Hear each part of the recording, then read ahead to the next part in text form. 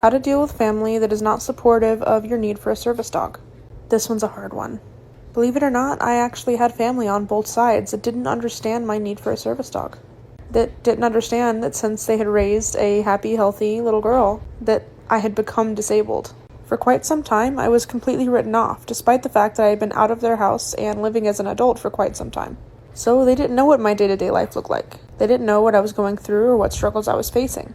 I talked to them. I explained what it is he does and how it helps me. I talked about my medical conditions and how they affect my life.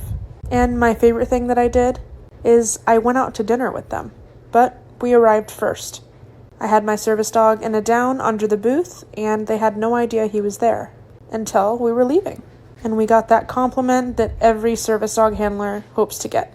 I had no idea there was a dog in here. Bringing a service dog with you isn't glamorous or attention grabbing. They stay out of the way and unnoticed until they're needed. And in this case, back then it was Mazikeen, not Luce. She wasn't needed to come out to alert, so they had no idea. All the work we had done paid off that day, and they were much more understanding after that point. There's a lot of foundation that goes into this. But keep in mind that you are under no obligation to explain your medical conditions to someone who isn't involved in your medical care. So if this isn't the solution for you, then that's okay.